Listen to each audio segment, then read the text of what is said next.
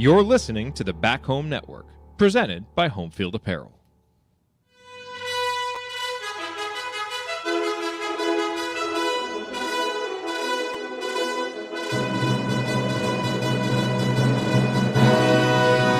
And welcome, Hoosier fans, to this week's edition of Assembly Call Radio, where each week we discuss the most important topics in the world of Indiana basketball. This is our 275th edition of Assembly Call Radio, and it is our 897th episode overall of the Assembly Call, recorded on the evening of December 22nd, 2022. I'm your host, the coach, Brian Tonsoni. And let's begin this edition of the Assembly Call, how we begin every edition of the Assembly Call, and that is with our Hoosier Proud banner moment. And Indiana is the national champion. When it comes down, Indiana will be champion. Smart takes the shot. The Hoosiers have won the national championship.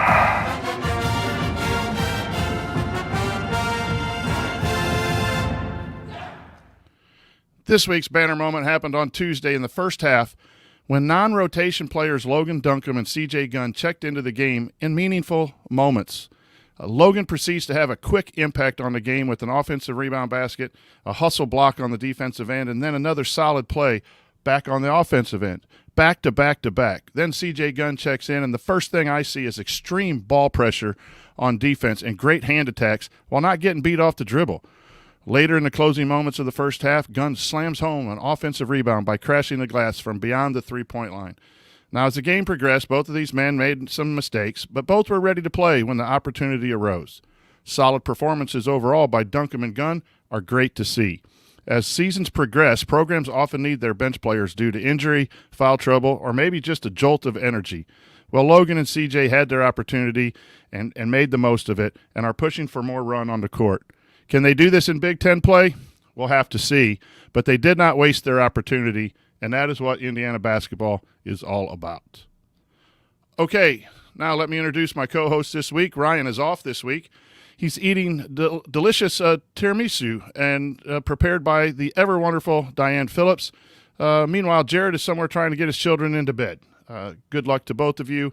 But here with me, fresh off a trip to Assembly Hall to watch Indiana defeat Elon, it's the Fran McCaffrey of girls youth sports coaching in Cincinnati, the president emeritus of the Robert Johnson Fan Club, and a bracketologist who continues to set the standards that others strive for.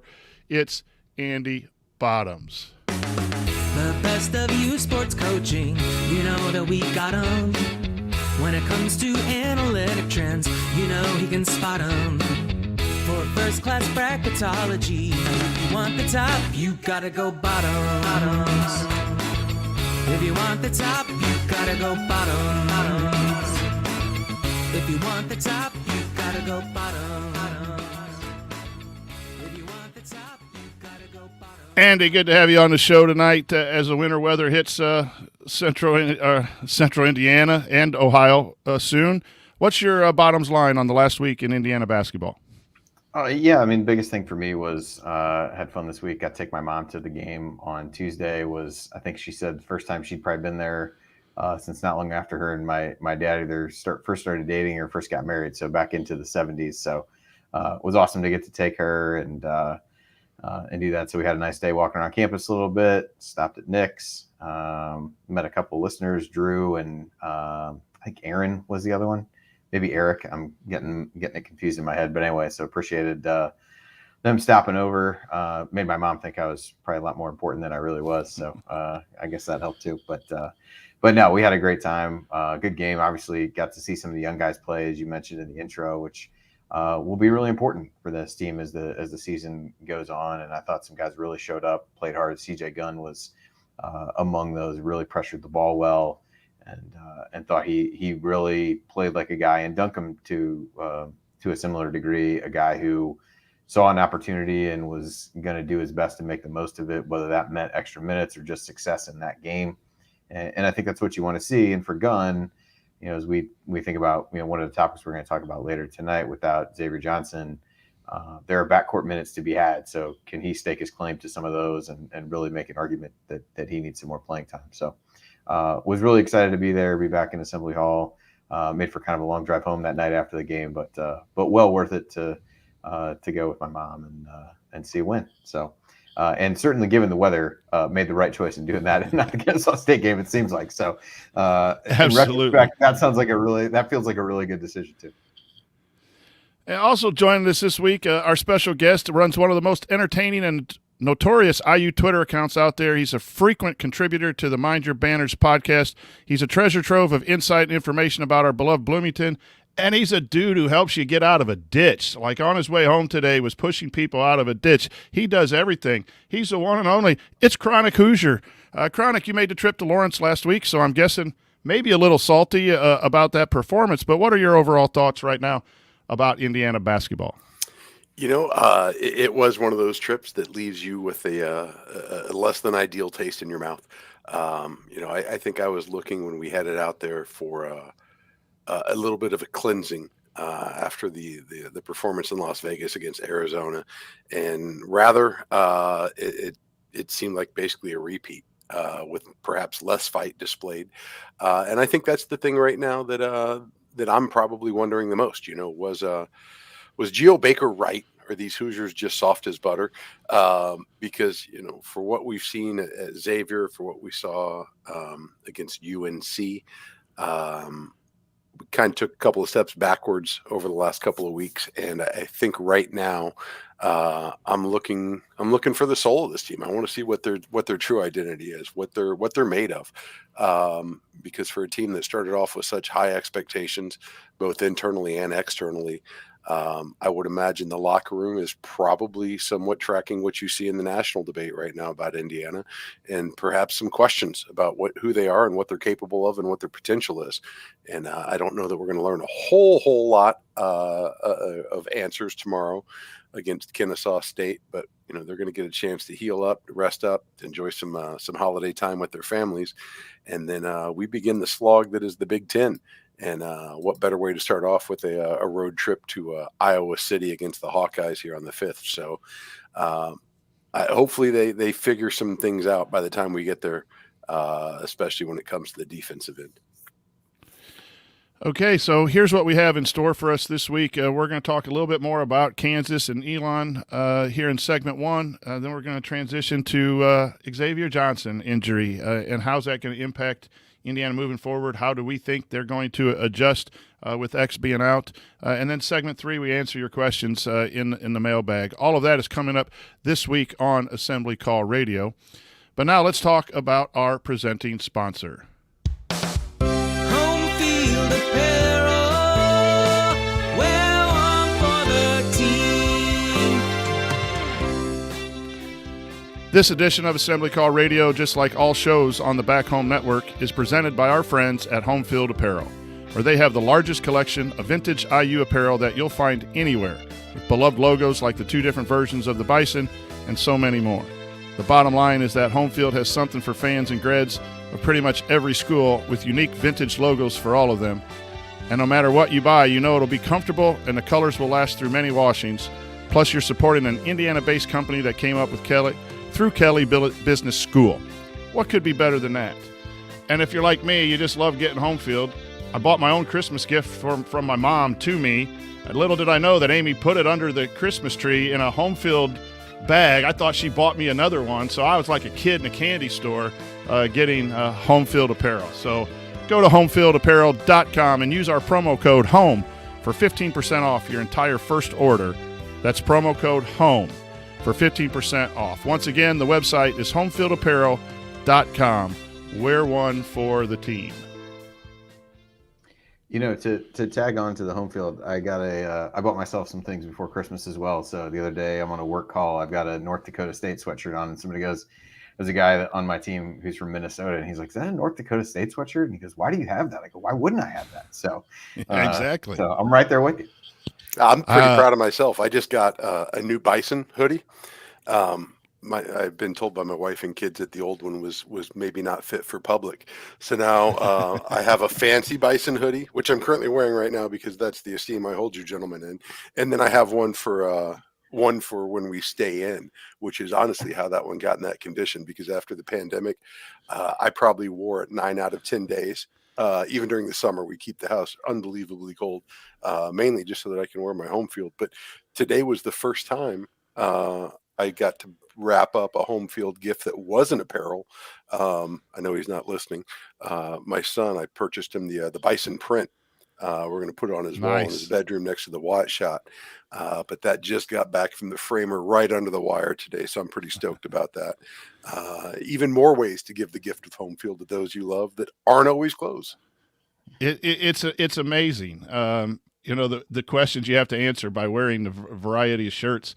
And as a collector of college gear, short of drinking out of an Iowa cup on the postgame show the other night and getting roasted on Twitter, which was fantastic use of Twitter, by the way. So I'm just going straight water tonight with no teams, but home field.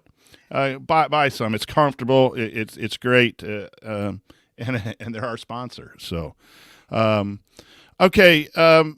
Gentlemen, just going back to the state of Indiana basketball, before the season started, if you would have told me they were 2-2 in these non-conference games, I would have been happy. And so I am to some extent as a bracketologist. Andy and I, we see the benefit where Indiana is in the net with those. But the quality of play was bad against Arizona, and you had good segments of fighting back. And then it just seemed like Indiana took a punch at Kansas chronic and didn't respond. And that goes to the coaching staff too. It just looked like everyone played out. Once X went down, it just was like panic city, and that's raised a lot of concerns with the fans of Indiana basketball. The thing for me, because we saw them getting a really, really deep hole against Arizona, but they were able to punch their way out of it, got it respectable, and then eventually just didn't have the horses to get over the line. Kansas, if memory serves, there was basically one spurt to start the second half where I think Indiana got the deficit to 10, and it was really the first time all game you heard the honestly the amazing number of Indiana fans in that gym, which I can't tell you how many Kansas fans told me all dang day. It started at breakfast because we got in at like 11:30. The night prior, we came in real late, go to breakfast the next morning, and the waitress can't stop talking about she's seen all these Hoosiers everywhere. And then for the rest of the trip, all you heard about is this is most fans they've ever seen visiting by a country mile. Not Iowa State, not Texas. Nobody out there has ever come close, according to the locals. And you never would have known it but for that little glimmer to start the second half where they were able to put together a run, cut the deficit down, and then no differently than the Hoosier fans found their voice, Kansas just put their foot right on our throats again. And before you knew it, the lead was basically 20 points, I think 18 points again within the next 5-minute segment. So disappointing to see them struggle so long. I think it's understandable when your starting point guard goes down that things get a little bit wonky. What was difficult to accept was just how easily, I don't want to say they gave up. I don't want to say they gave in, but how they just basically let Kansas control every facet of the game without a whole lot of resistance. And I think that was something that I was really expecting to be markedly better considering what had happened out in Las Vegas, considering that I thought this was a much, much better matchup for the Hoosiers than what they faced against Arizona. And you never would have known it by the way they played. And it was something that, I would like to believe everything's correctable, but the lingering doubt with this team is just what is their fortitude? Who is their leader? Who is going to be the guy or the guys that when they find themselves in that situation help pull the rest of the guys up? And I'm still looking for that person right now because we haven't seen it, at least away from Assembly Hall. And if these guys really want to have a chance to contend for the Big Ten tournament, you're going to have to find a way to go win some road games on top of protecting home court.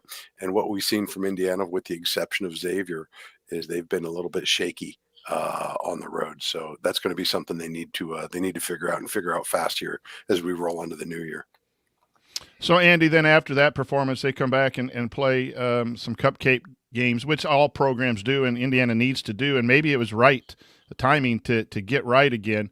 But you're without your starting point guard, and then Trace Jackson-Davis is out for precautionary reasons because of his lower back issue. What did you see in Assembly Hall from this Indiana team?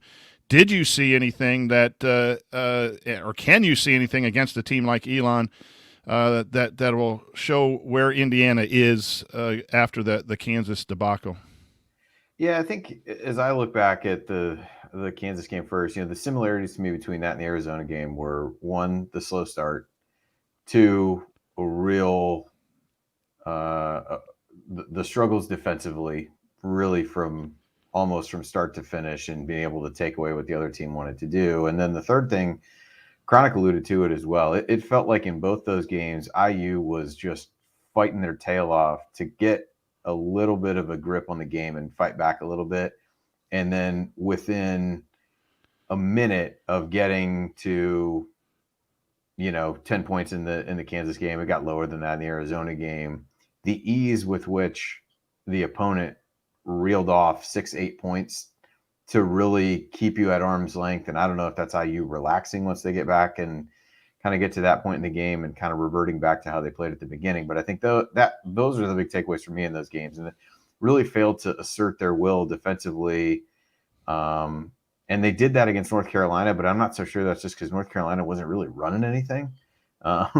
And they seem to be getting things together now, which is good for IU. But to get to the heart of your question about what they showed at Elon or against Elon, a little bit hard to gauge. I thought it was a little sloppy at first. Some kind of casual passes that got, they got taken, turned in some points. Elon hit some tough shots, and you kind of felt like IU was going to get into a groove. I think the positive from that game is you did get a lot of guys playing time. You did get some experience for people who are going to need to step up. We talked about that last year, where even in some of the cupcake games, the starters were having to play so many minutes that it really wasn't a great recipe for long-term success. And the only guy who played a lot of minutes on Tuesday was Hochiefino, and I think that makes sense because he's coming back off the injury. You're trying to get him back into shape. You're also having to get him probably used to playing more minutes than he was earlier in the season, and probably more than you anticipated him having to play in that regard. So I thought give him a chance to dole out the minutes a little bit differently. And I think one of the bigger things I noticed you guys talked about on the postgame show was some of the ball screen defense. The coaches were really vocal on the bench. We were sitting kind of across the bench. Brian Walsh and Coach Yai in particular were really, really yelling to them about how they were playing the ball screens and just communicating on screens as much as anything else, which, for a team that's supposed to hang its hat on defense, I mean, that's the stuff that I'm yelling at my sixth graders about, communicating on screens and stuff like that. We do an equally poor job of it as what IU had done at times, but that's it. You kind of get the sense that the coaching staff is really honing in on the defensive stuff. They're really vocal about that. I think the offense in a game like that, you're going to find ways to score. The size advantage was so big that was inevitable. But I think that speaks to where this team has the most room for improvement and needs to improve the most is defensively at this point, and get back to a little bit of what they were doing so well last year when everybody was, this is what they're hanging their hat on. Everybody's loving that kind of defense. And we just haven't seen that enough this year, particularly in the games against quality opponents. Yeah, so to me, guys, there's three areas, Mr. Obvious, a concern, offense, defense, but the leadership that Chronic talked about. And is Geo Baker correct, soft? And there's a difference between, playing hard and yet competing hard to a point and not accepting certain levels of play. And the question is who is your leader? I have been a little less bothered by Trace Jackson Davis than some of the people that I've read and heard want him to step up a little bit, and he probably can. He's the player. You would like to see someone, huddle up and use some intensity to get Indiana to playing well. And right now, the last couple of weeks, it looks like we just accepted what happened a little bit too much and was relying on something else. That needs to be corrected. The game of basketball has to have a level of passion. And so that is a huge question right now with this Indiana team. But really, I've always been concerned with the offensive creativity. But I think, Andy, you're right. Right now, Indiana's slacking a little bit more on defense, especially that ball screen and that kick out from the wing to the point to the wing 3 that Indiana's giving up quite a bit. And maybe tomorrow night, that's something, again, Indiana needs to work on in these games because you can stop opponents no matter what. And they gave up 72 points, and Woodson was not extremely happy. So, Chronic, coming back to you, we have that leadership question, a softness question that's lingering out there. And I think the only way Indiana's going to answer that is by going on the road and beating teams and showing that. But to the basketball part of this, what concerns you most, offense or defense at this moment from what you've seen? I think defense. Defense is what this team really seemed to establish as a foundation last year. I think it was their defense that was responsible for the late season run in the regular season into the postseason tournament, the Big Ten tournament, and then working their way into the play-in game and then out to Portland. The offense I felt like would be the room for growth for this team to really achieve its potential this season. The problem is when the defense disappears, it doesn't matter how great the offense is. They're just giving up too many points. And, we talk about the fight, and I think I'm just as guilty as everybody when I say that generally. I think it goes beyond the will to compete. And I think what was probably most frustrating on the offensive end the last 2 games, against Arizona and Kansas, was the way in which the lack of focus contributed to the downward spiral. When the defense is not as sharp as you would like to see it, and you're going to go punch for punch, you cannot shoot yourself in the foot and turn the ball over repeatedly.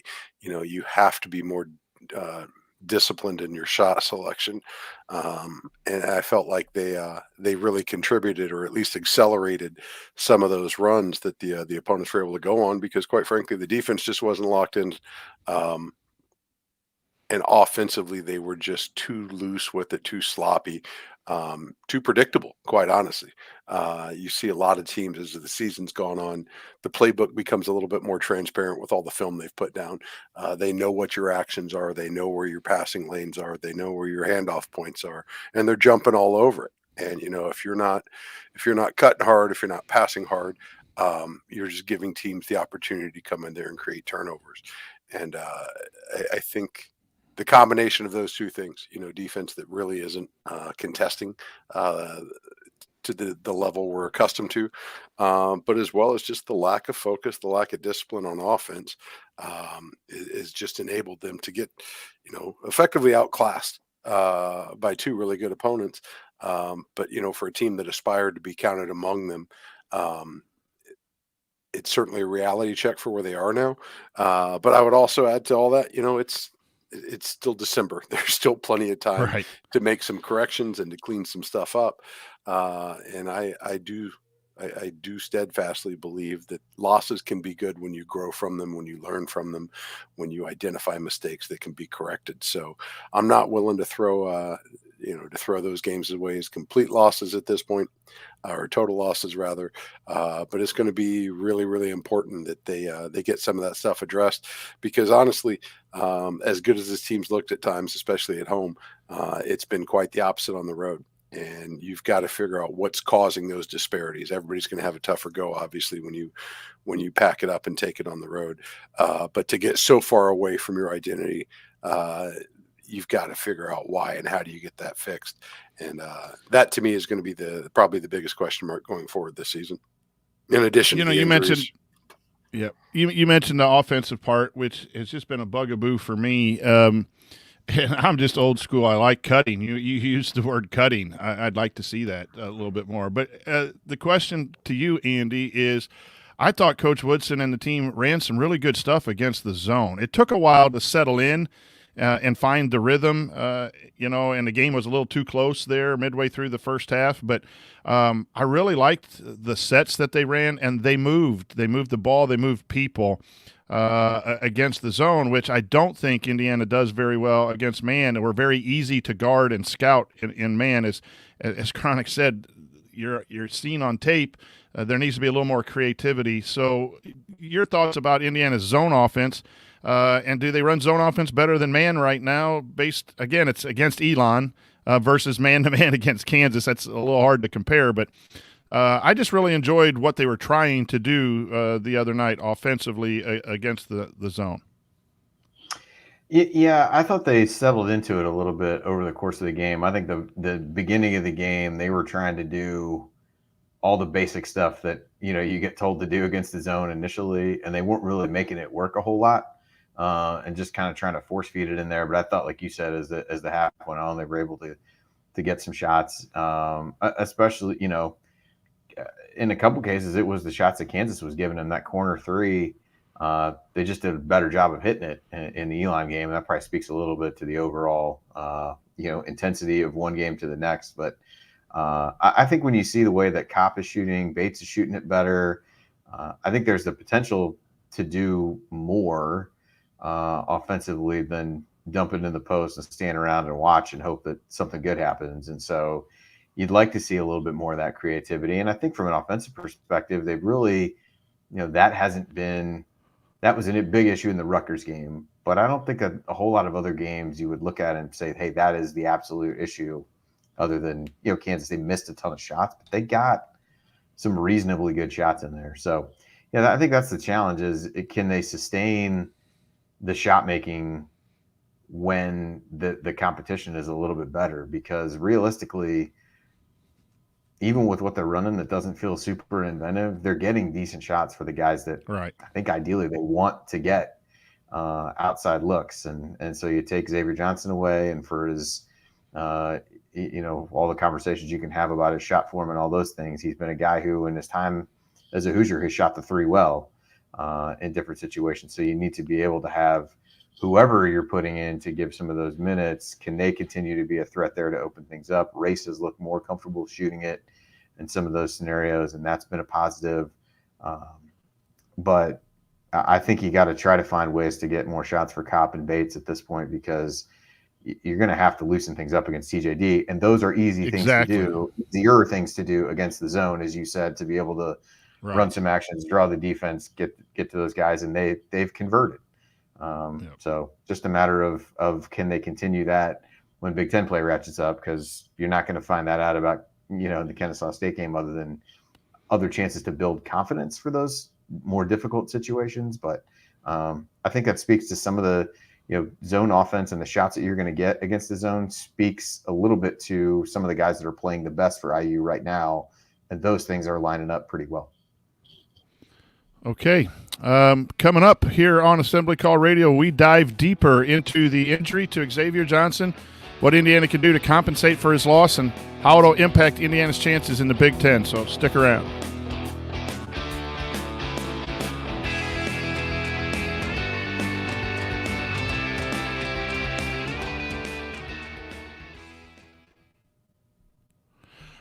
I think, Andy, what you just said, the last part, is very, very important. You got to run multiple stuff to free up TJD, because people are just taking him away. And even though we're hitting shots against good quality teams, if you're easy to scout and easy to find, you've got to change things up. And you can run stuff still wanting to get the ball inside to him with 8-9 seconds on the shot clock, where he can make a quicker move instead of going right in. I just think for me, there needs to be a variety. In covering some of these games I do up here in this region where I have to live in, I watched New Orleans last night run multiple stuff and end up with the post feed at the 9-second mark, and their post player was able to make a move. Now, he's not TJD, and they didn't play very well, and they didn't score, but there was some creative actions that were designed to get the ball in the post, just not in the first 5 seconds, but later on. And it also had a component of shooting involved in it, where you had to guard stuff. So I don't know. It's just the old man, get off my lawn, motion offense guy, wanting to see a little more movement and cutting and things like that, because I think you have to have TJD score in order to win on the road. As much as we love the shooting, you got to have your stud have a chance, and he's just getting double, triple teamed like crazy, and I think that affects his attitude a little bit, and maybe it shouldn't, but it's hard when you want to dominate, you want to lead the team, and every time you catch, you're just getting hounded. So that's just a big thing for me. Yeah, thank you, everyone, for being here.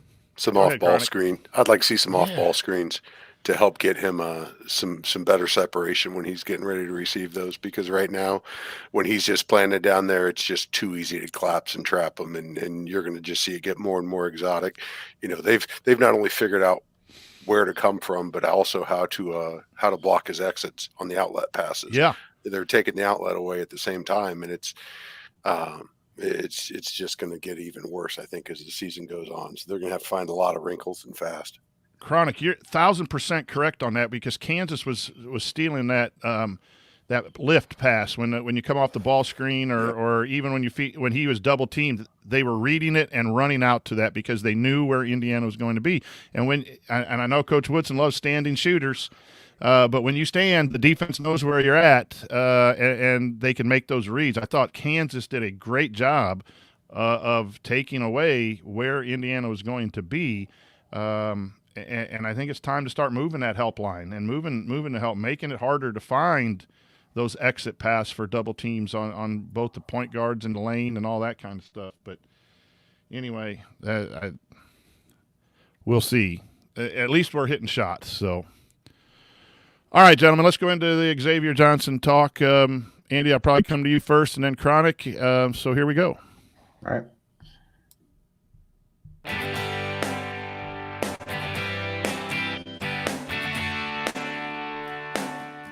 Hi, this is AJ Moye.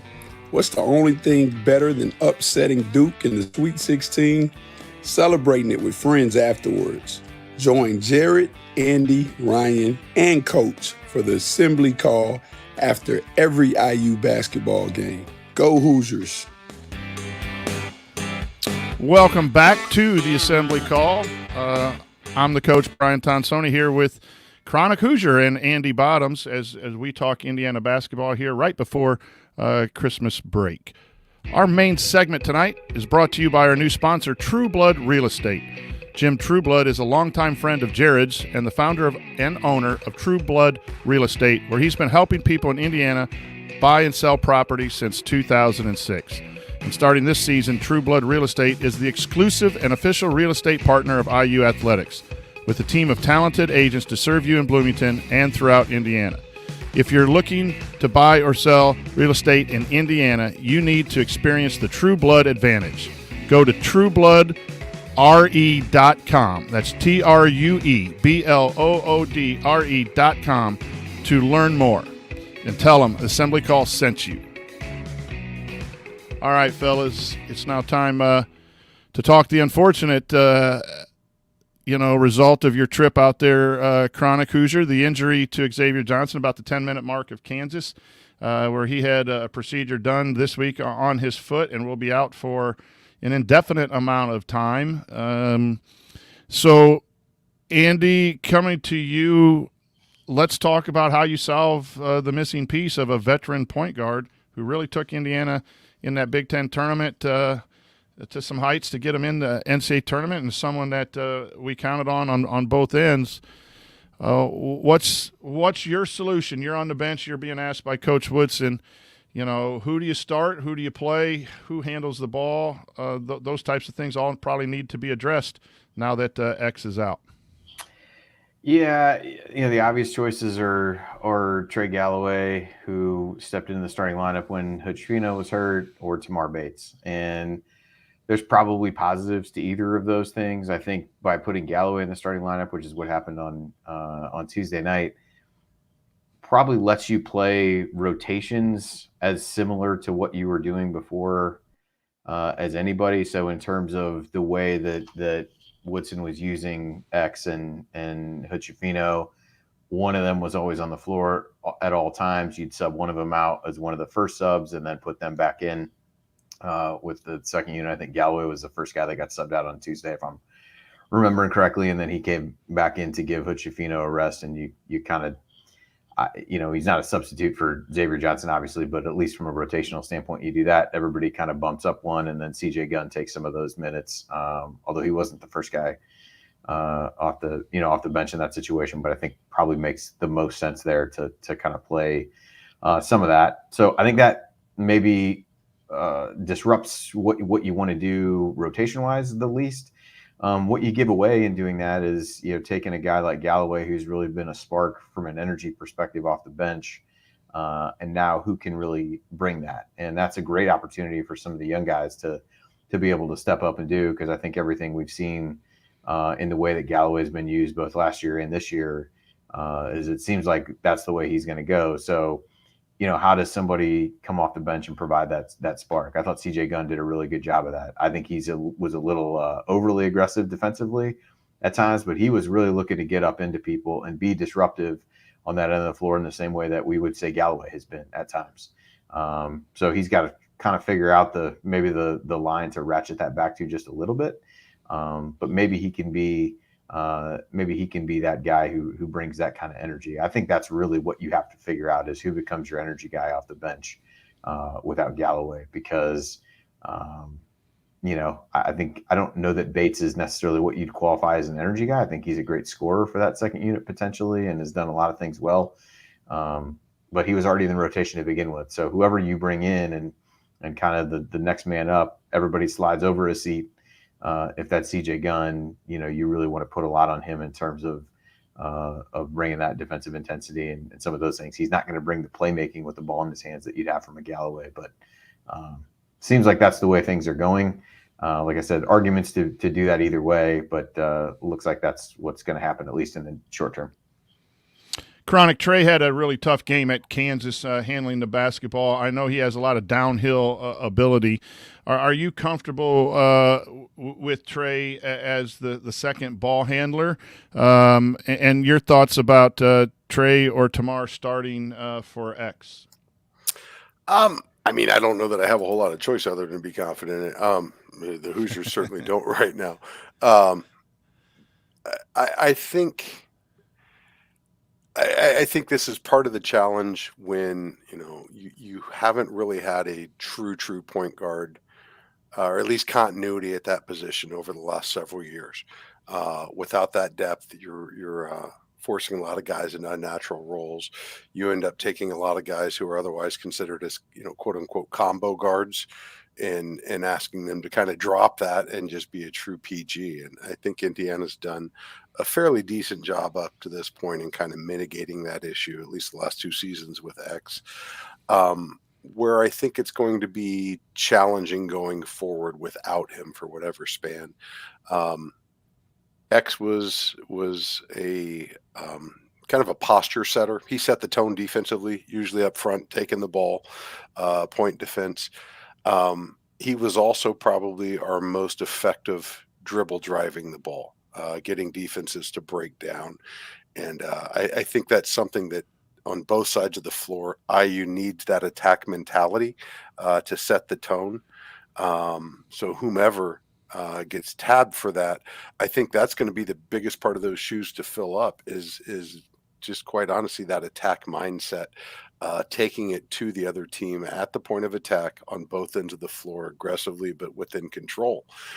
Because otherwise, teams end up sagging down on defense and really packing the paint and just jumping those passing lanes when they know that you're not going to take them off the dribble. And I think just like having effective shooting on the floor, you've got to have that threat, or else you get too one or two dimensional, if you will.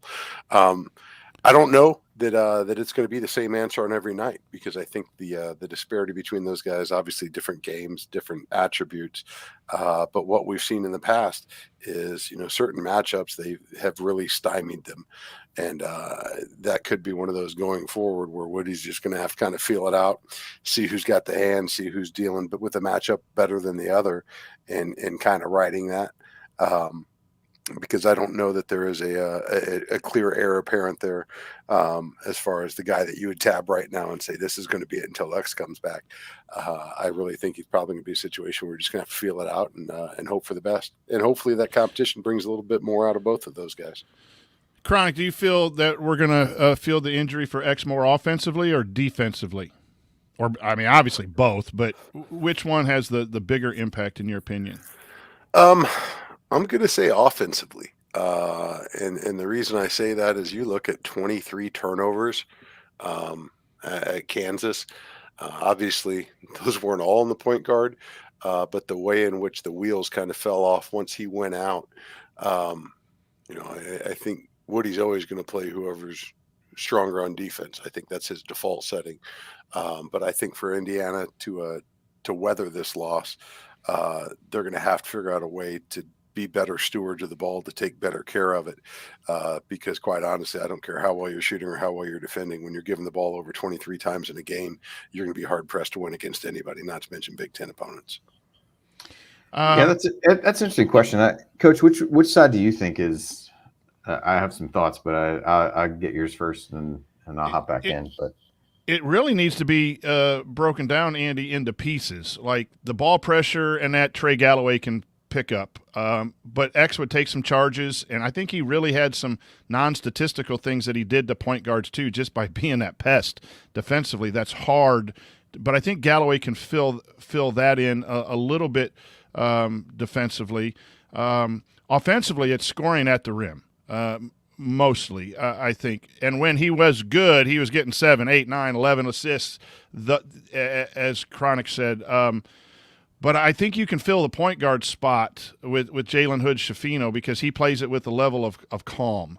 I think you got to play point guard with calm. X didn't, but X found a greatness without being calm because he could just get to the rim. But he would also throw the ball to the Arizona coach because he wasn't calm and poised at times. But that was also his strength.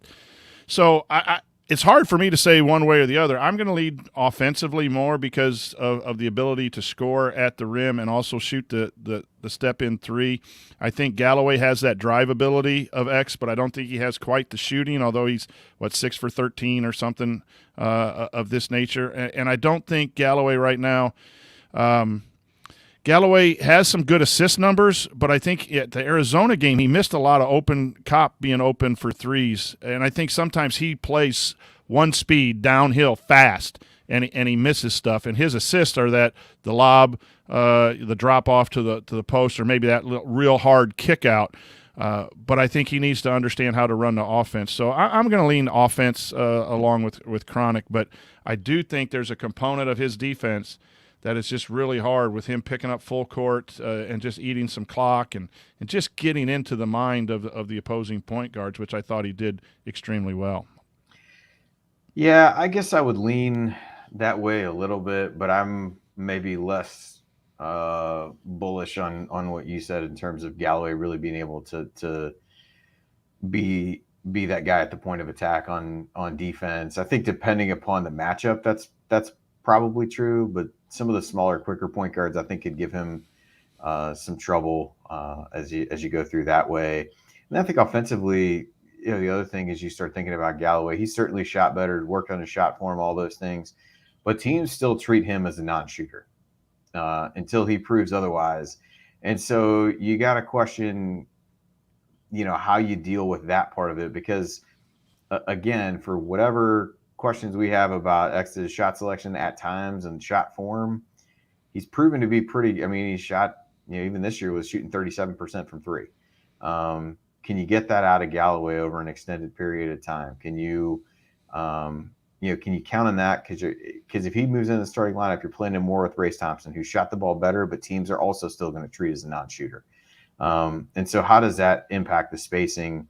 Because to your point, X could take threes, but also was effective in the ball screen and things like that. And that'll be something that Hood-Schifino can do. And Trey's done some good things there as well. But I think the shooting aspect is maybe one of the bigger ones on offense. It's kind of the playmaking. I think you see, really all three of X, Jalen and Trey have their moments offensively where they're trying to do too much or trying to do something too fancy. I think a lot of Hood-Schifino's turnovers against Elon were that. And they broke that down in Inside the Hall today with just some of the you watch those, it's just either trying to do too much, be too fancy. Again, kind of, I'll steal your, old man trying to be too fancy type stuff. But I think there was a little bit of that. And I think Galloway, to your point, knows that downhill, but that could lead to mistakes at times. So how do you get these guys to find the right balance between being aggressive and being reckless?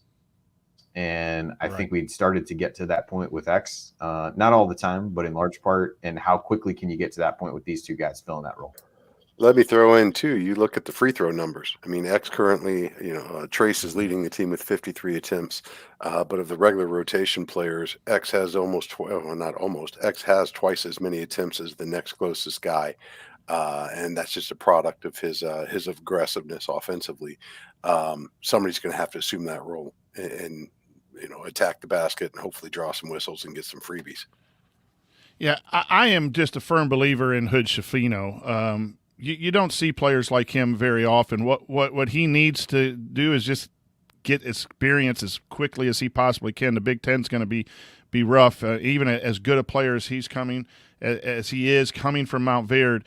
But I just love the way he plays. He knows how to get the ball to people. I thought his post feeds the other night, Andy, when you were there at Elon, were just fantastic. So you never want to lose a guy, period. You don't want to lose a guy like X, who can do so many things on both ends of the floor. But it's nice to have a high-quality, 5-star NBA prospect that you're going to have to hand the ball to, and he'll have his good games and he'll have his bad games. But it would be a lot worse if X was the only point guard and we didn't have that quality also playing beside him. But Chronic, has this adjusted your thoughts on Indiana's possibility to compete for a Big Ten title, the injury to Xavier? Yes, but probably not as much as the outcomes at Kansas and Arizona, if we're being totally honest, because even with X, we did not look like the type of team that was capable or prepared to contend for the title. Without him, that certainly doesn't improve that outlook, I suppose. And I'm not saying that this team's not going to be able to, but they're going to have to do some soul searching, and they're going to have to do it in a hurry, because right now you've already got one loss in the conference that was also pretty ugly, and those can stack up on you here real quick once the heart of the Big Ten schedule begins. So it's, as we said earlier, I think this is a great opportunity for some leadership, and you've got some upperclassmen on this team that I think are capable. It's just who's going to grab the mantle, who's going to carry it, but that needs to emerge here and fast. Andy, your thoughts about Indiana still competing for a Big Ten title without their starting point guard? Yeah, I think that becomes pretty tough. I think what we've seen from the Big Ten probably reinforces what we kind of thought going in terms of there's not really a clear-cut best team. There's a lot of really good teams who are just going to beat the crap out of each other over the course of the season. And I'm not sure that doing that without the guy that you had in there as your starting point guard and was your starting point guard last year feels like you're going to, come out. How does that impact your ability to come out on top in what project to be a lot of close games?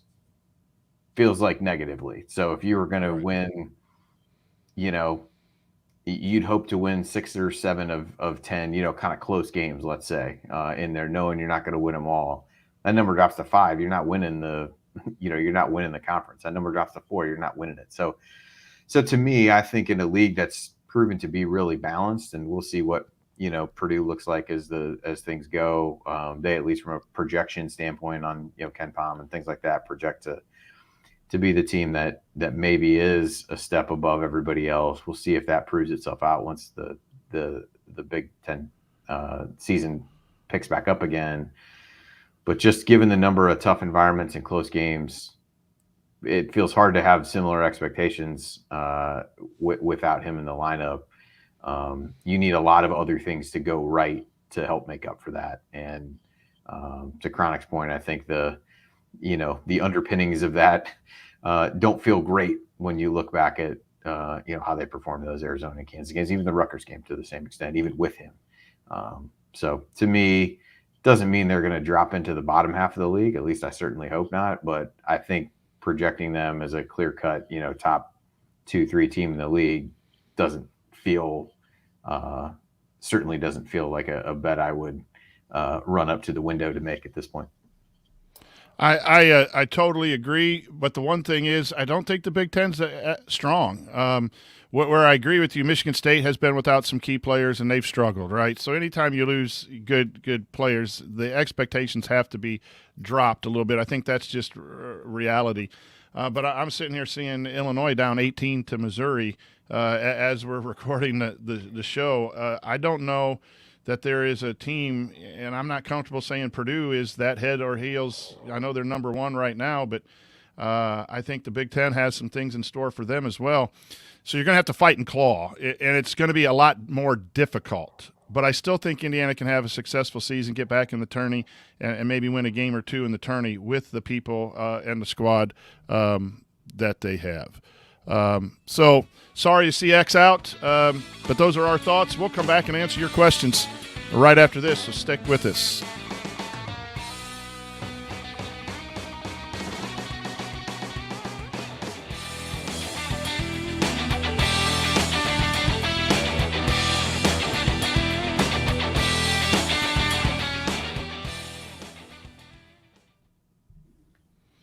Yeah, I mean, All right, I would fellas. agree with what you said. I know we'll hop back in here in a second, but yeah, I don't know that I think the league is great. I think from a non-conference performance standpoint, they've done well for themselves. Right.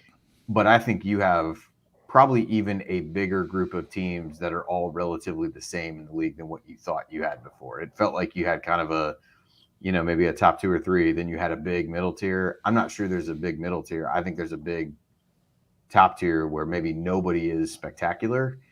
And, do you win the league with, 14 wins? If you get somebody to go 14-6, I just think everybody's going to beat up on one another, which is not all that different than what you'd see normally. Iowa has 2 guys out and they lose to Eastern Illinois. Indiana has 2 guys out and wins by 23, 24. It was up to 30 at some point. So sometimes I know I take a look at Indiana way too strongly sometimes, possession by possession. You look at some of these other schools who have injuries and don't perform. Bye games across the country are being lost during Christmas time, with full complements of players at these schools. So Indiana just needs to fight. And Chronic, you're absolutely right. They need to find their soul. It's been missing in this program for way too long.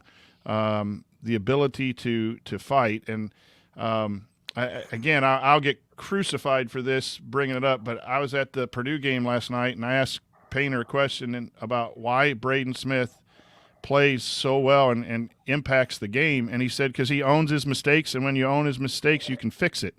And those are those soul kinds of things. Like he said, he doesn't point fingers. He just plays basketball. And those are the types of things. I'm not saying our guys don't do that, but it was a great response about how he said our whole society is messed up right now because everyone has to blame someone for every action instead of just getting stuff done. And that's where this Indiana basketball program is. Don't point fingers. Don't blame this and that. We just got to dig deep. And you do that with getting back to defense, which we've all talked about. That's how you're going to win the Big Ten or get a top 4 protected seed in that Big Ten tournament by getting back to your defensive roots and letting the offense take care of itself. But we'll see. Well, the thing that terrifies me right now is Andy, you talked about them falling to the bottom half of the league. The human species is inherently terrified by 2 things, and pretty much universally. It's loud noises and falling. Fear of height, fear of falling. But what this team does psychologically when they start dropping in the rankings, if they drop out of the top 25, if they start dropping in the conference standings, for all the leadership they have, or at least the upperclassmen, they have experienced at least a 4-game losing skid every conference season they've played since they've got here. In order for this team to turn the page, they have to arrest those slides and find a way to get back on the right track. And I think that's going to be fascinating once January rolls around, looking at that Penn State, Wisconsin, Illinois, Michigan State right up front, how they can shake off some losses, some bad performances, and get back to what they do well. I think it's going to be everything for this team because honestly, like Geo Baker said, soft teams allow that to stay in their head and to impact the upcoming games. And we've seen this team capable of doing that at a pretty high level. So they got to break that habit. Before we go to the mailbag, talk a little bit about Fog Allen, the experience of that great facility. Love to. That's an awesome gym. Needs more bathrooms though. Like literally, we were before the game, halftime, after the game, we sat with Galen, and which, by the way, I got that's a whole nother story. Tickets were not as advertised. I thought it was like 23rd row. We were like 36th row. The numbers restart after the 11th row. There's a bottom section and then there's a top section. Yeah, but they weren't labeled as such, man. None of the seating charts identified that. So Galen made me hungry today with all his cooking advice and getting the standalone blender on sale and the pasta suggestions. And then you're helping people. There's a lot of good stuff happening in Bloomington right now. I'll tell you what, man, Galen is a legend, not just in this town, but even in my own household. My kids know him as the one friend that I have who will literally modify his oven in order to get a wood-fired style pizza out of a conventional oven. He disabled the locking feature so that when he sets it to cleaning mode and cranks up to like 900 degrees, he can still open and close the door. I had a chance to sit down and have a drink with him out in Vegas, and just an awesome dude. So pretty sure he avoided the factory warranty though. Yeah. All right, let's bang out this question and call it a night. All right, here we go.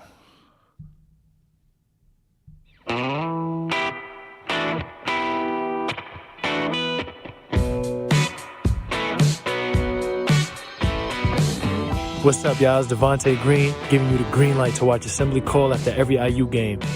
Just don't listen to their opinions about shot selection. Remember, you miss 100% of the shots you don't take. Go Hoosiers.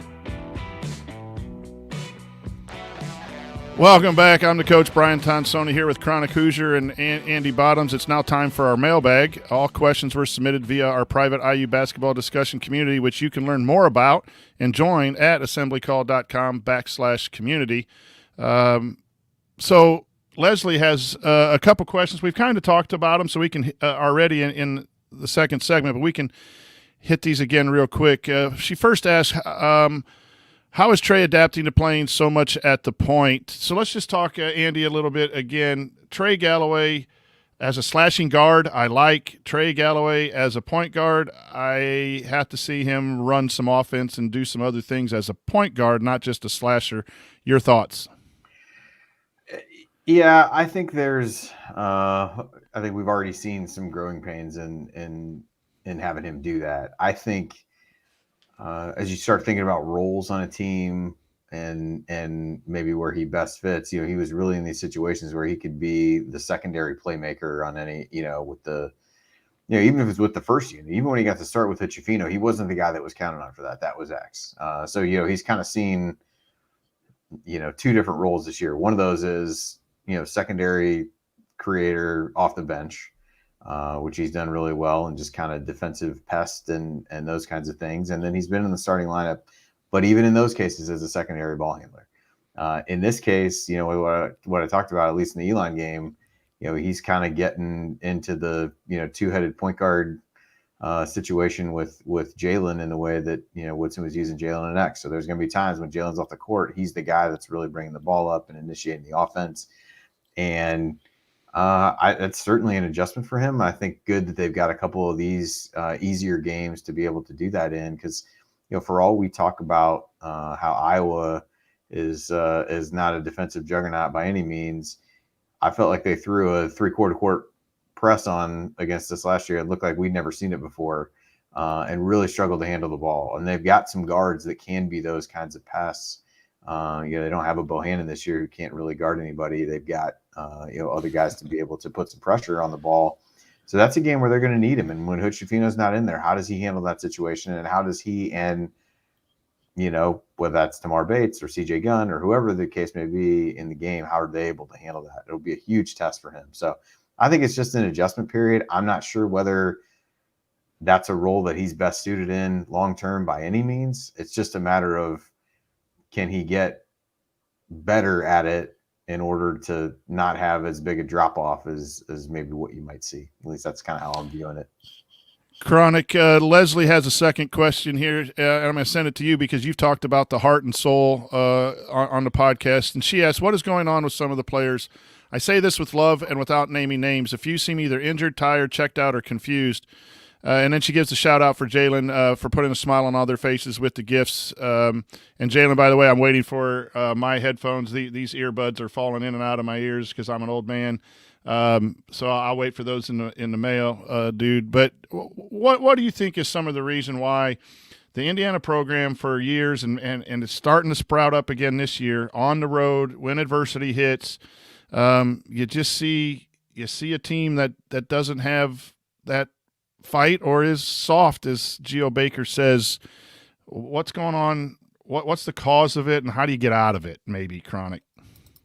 That's a good question. You can't cheat the process. You can't. You just can't. You can't in any aspect in life, especially in basketball.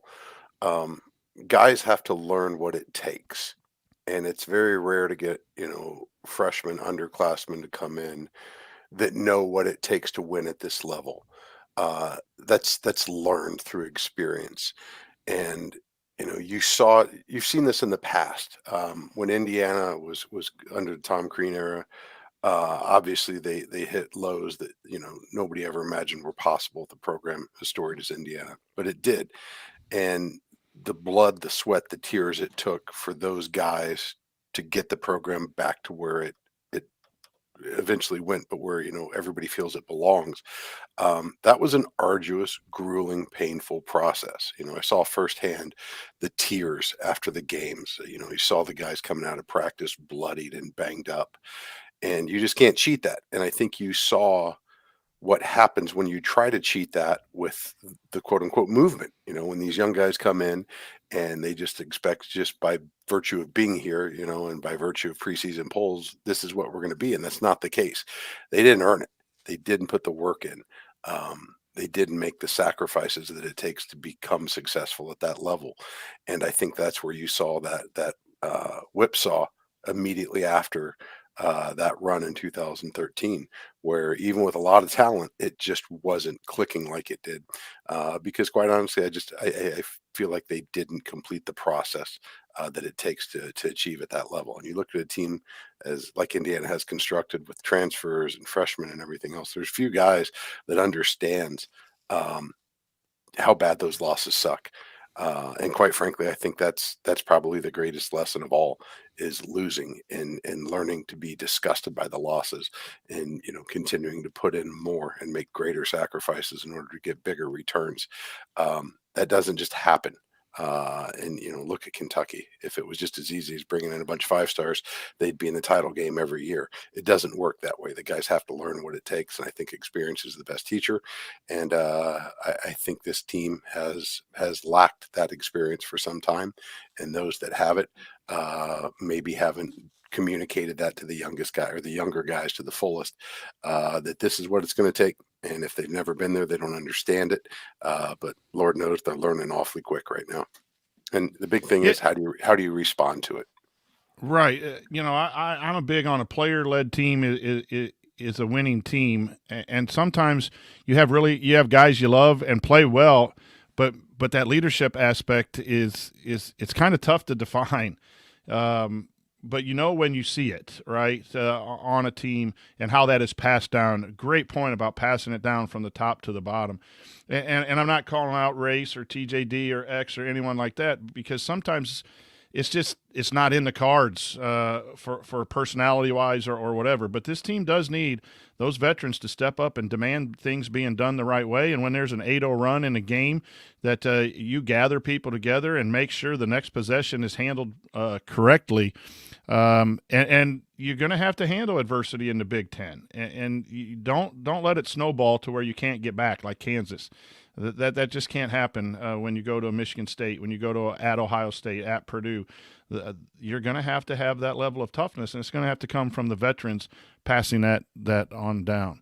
Next question, Ken Overby says, and I'm going to throw this back to both of you, about since we're needing a shooting guard in the revised lineup, would not C.J. Gunn be the logical solution? I'm going to say not starting, But I do think you have a chance to see an expanded role for C.J. Gunn. Andy, you brought that up earlier. Chronic, we'll come to you first and then finish with Andy on this. What does C.J. Gunn have to do to be able to be a contributor in the Big Ten, and do you think he can get there? I think he's going to have to get really strong on defense, quite honestly. And I think for freshmen, that's the toughest thing. The speed, the complexity of this. I just think everything happens faster, more athletically at this level. And I think it's hardest to catch up to it on the defensive end.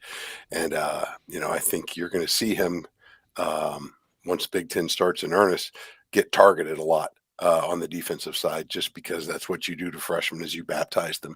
And I think the more minutes he gets, the more he's going to get some of that treatment, and he's going to have to find a way to fight through it and be effective on the defensive end without letting it affect what he brings on the offensive side. But quite honestly, I think that's going to be his biggest challenge as his role increases. Andy? Yeah, I would totally agree with that. I think he's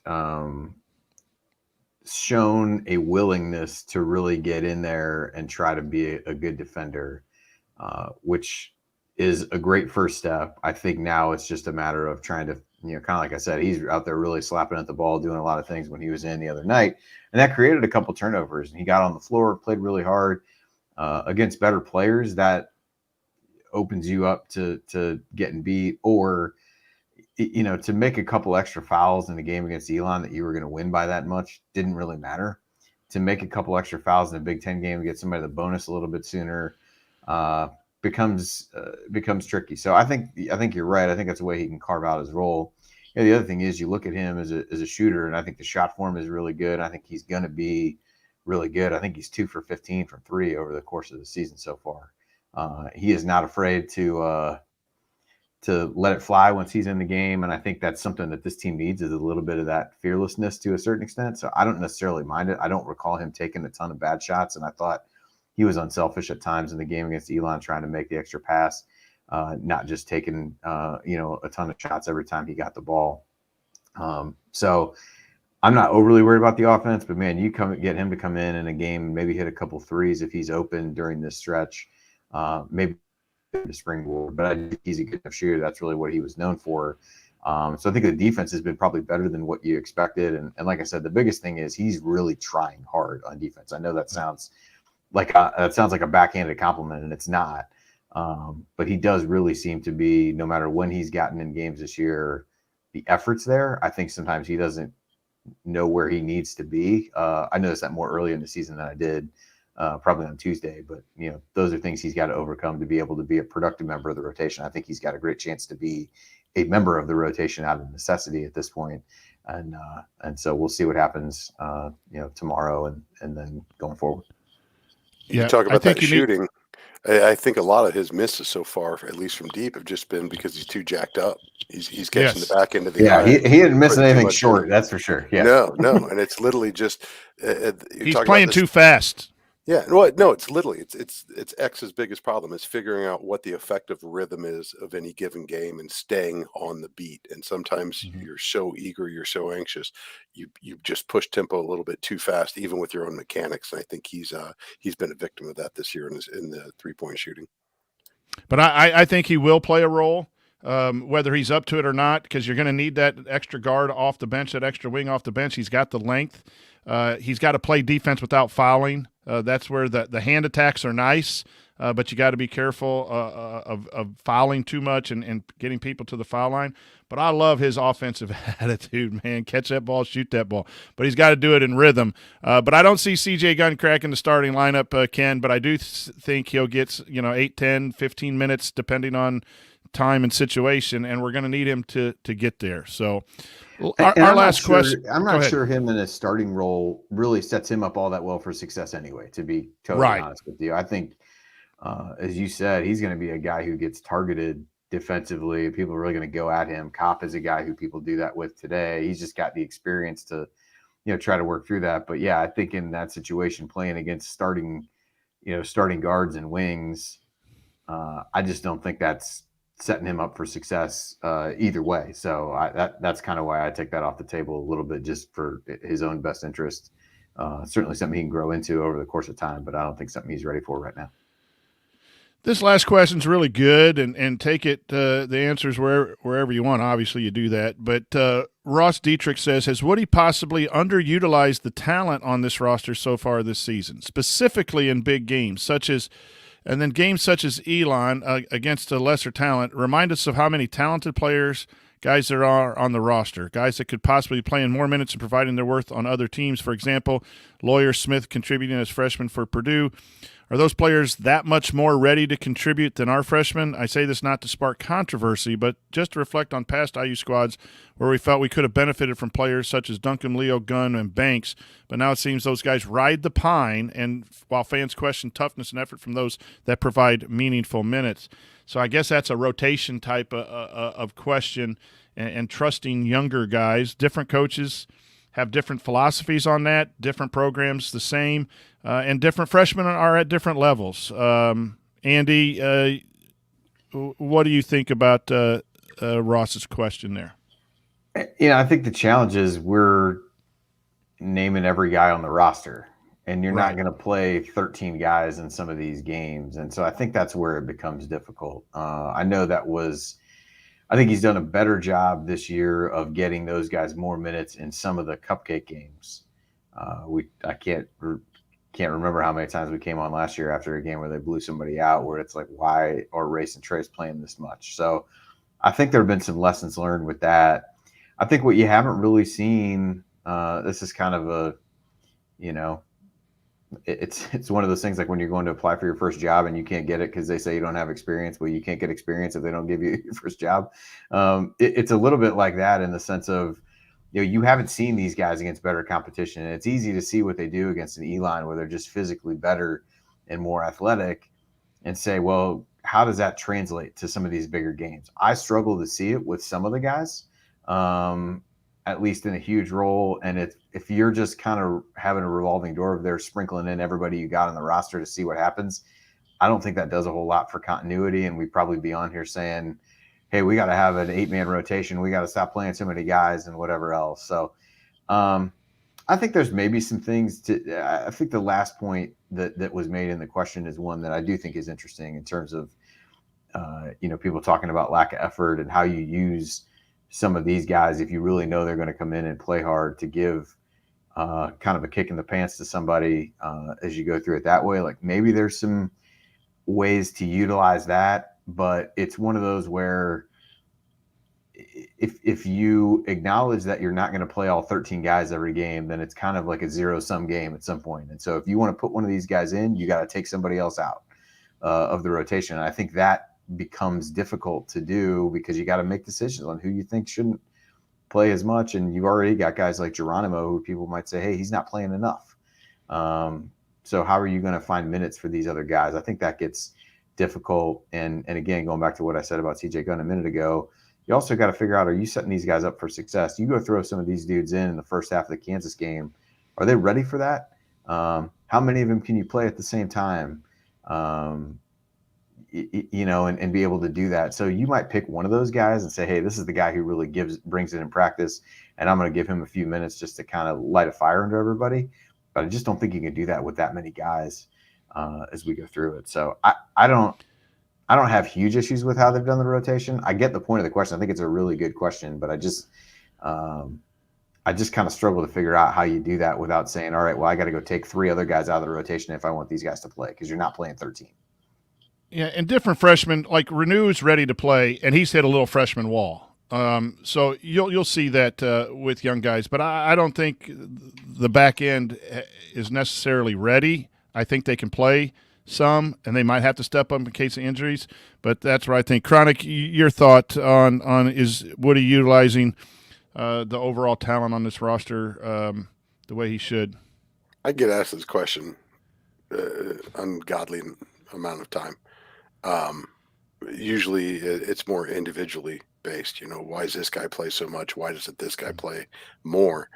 And my default answer is always because they're practicing better. I mean, when you recognize that, 95% of the time these guys spend on the court is not on camera, at least not for the public consumption. It's in Cook Hall. It's behind closed doors. These guys are measured and charted and tracked just to an absurd degree. And the coaches see who's performing and who's not. They see them matching up against each other. And you have to assume, because the coaches want to win probably more than any of us fans do, I mean, it's literally their job, that they're going to play the players who they feel like are going to give them the best chance to win. And while we may see spurts under the lights, what these guys do consistently in practice is going to be what drives those decisions, as well as what the coaches, what the scouting report says and what they see on tape. But that's generally it's the simplest answer is usually the one that's right, and it's just because they're not playing as well as the other guys in practice. I do think there's a lot of talent, and I think Andy's spot on. You have to get experience in order to gain experience. And Woody said it. These guys, when their number's called, they have to step up and they have to be ready. And I think X's injury is going to open up a lot of those opportunities for some of these guys to probably help answer this question through their play, because they're going to be forced into those new roles with increasing minutes. So I think that's just the way the game is played everywhere. That's it. We're done. No more questions. Ryan has spoken. All right, that'll do it for this week's episode of the Assembly Call.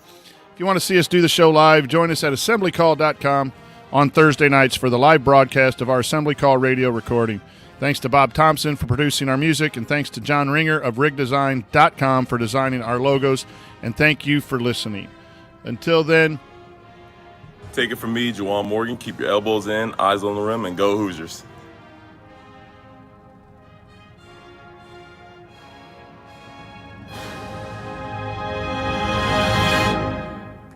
Thank you. Thanks for coming out. All right, I got to get out of here, folks. Thank you.